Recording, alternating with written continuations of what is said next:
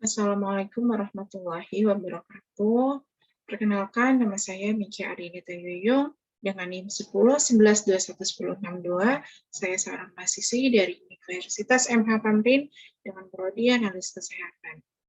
Saya di sini akan memberikan contoh atau menjelaskan beberapa kasus-kasus pelanggaran HAM yang terjadi di Indonesia.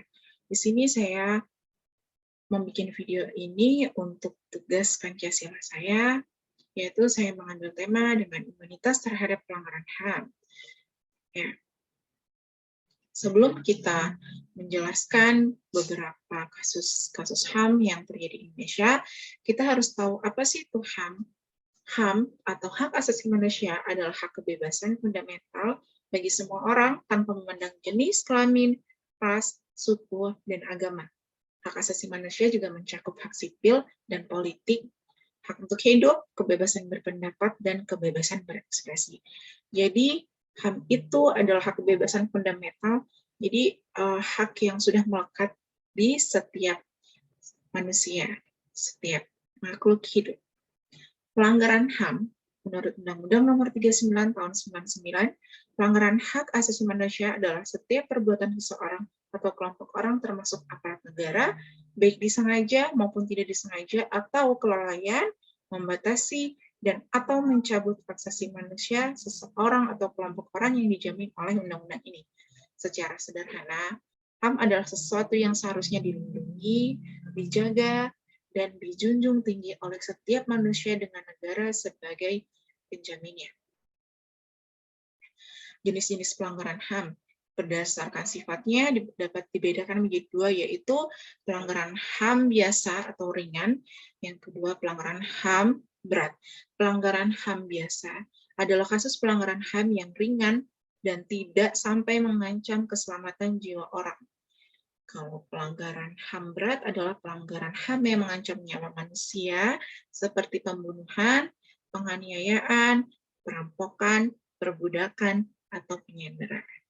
Menurut Undang-Undang RI Nomor 26 Tahun 2000 tentang Pengadilan HAM, pelanggaran HAM berat dapat dikualifikasikan menjadi dua, yaitu kejahatan genosida dan kejahatan kemanusiaan. Kejahatan genosida yaitu setiap perbuatan yang dilakukan dengan maksud menghancurkan atau memusnahkan seluruh atau sebagian kelompok bangsa, ras, kelompok etnis, atau kelompok agama. Kejahatan kemanusiaan yaitu perbuatan yang dilakukan sebagian dari serangan yang meluas atau sistematik. Serangan ini juga ditujukan secara langsung terhadap penduduk sipil. Bentuknya berupa pembunuhan, pemusnahan, perbudakan, pengusiran atau pemindahan penduduk secara paksa, perampasan kemerdekaan, dan masih banyak lagi. Ini contoh kejahatan kemanusiaan ada di tahun 2019 yang kemarin. Kita tahu bahwa Afghanistan krisis kemanusiaan, yaitu ada salah satu wilayah yang di situ manusianya dibunuh secara massal oleh kelompok orang yang tidak bertanggung jawab. Kasus-kasus pelanggaran HAM yang terjadi di Indonesia, di sini saya akan menjelaskan pelanggaran HAM yang lalu dan pelanggaran HAM yang terjadi di 2021 ini.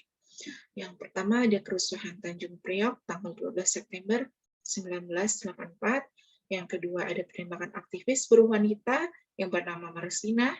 Yang ketiga ada penembakan mahasiswa Universitas Trisakti pada tanggal 12 Mei 1998. Ini penembakan mahasiswa Universitas Trisakti ini terjadi pada kerusuhan yang 98. Berikut kasus-kasus pelanggaran HAM yang terjadi di tahun 2021. Salah satu oknum TNI menginjak kepala salah satu warga Papua. Ini saya dapat sumbernya dari CNN Indonesia pada tanggal 27 Agustus 2021. Ya, saksi menemukan fakta bahwa insiden itu bermula ketika adanya laporan seorang ibu pemilik sebuah rumah makan Padang kepada dua oknum anggota TNI AU yang kebetulan sedang membeli makanan di warungnya. Saksi menginformasikan ada seorang pemuda mabuk tersebut adalah korbannya yang berbuat keributan di sebuah warung bubur yang tak jauh dari rumah makan Padang tersebut.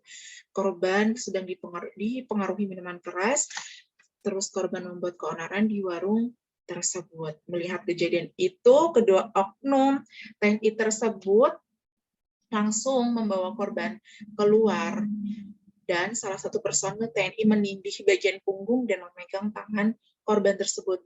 Sementara itu, satu personel TNI lainnya terlihat menginjak kepala Stephen yang tengah tampak marah kala itu.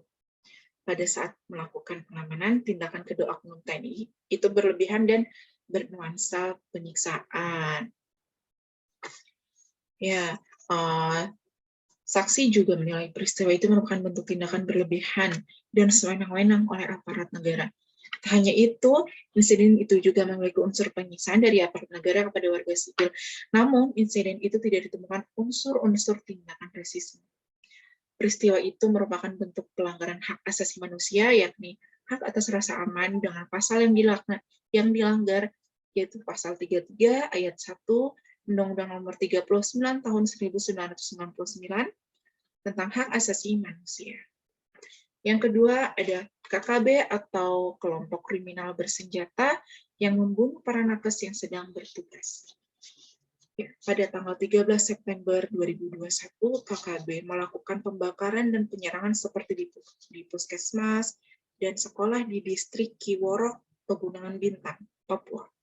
KKB juga melakukan kekerasan terhadap sejumlah tenaga kesehatan. Seorang tenaga kesehatan bernama Gabriela Melani gugur karena mengalami kekerasan oleh KKB. Gabriela ditemukan di jurang dalam keadaan yang memprihatinkan. Sedangkan sejumlah nakes yang lain mengalami luka tusuk dan pukulan. Adapun satu nakes yang belum ditemukan sampai sekarang. Ya, jadi dengan saya memilih tema imunitas terjadinya pelanggaran HAM itu karena di tahun 2021 ini kita lihat ya bahwa pelanggaran HAM itu seperti kayak sudah biasa dilakukan oleh manusia. Ya, banyak sekali orang yang membunuh karena hal mungkin sepele gitu. Jadi dari sini kita tahu bahwa kita harus memperhatikan omongan kita, ya, tutur kata kita harus dijaga, sikap kita juga harus dijaga. Ya. Sekian pemaparan presentasi dari saya. Kalau ada kata-kata yang kurang mengenakan atau selebihnya, saya memohon maaf. Terima kasih. Wassalamualaikum warahmatullahi wabarakatuh.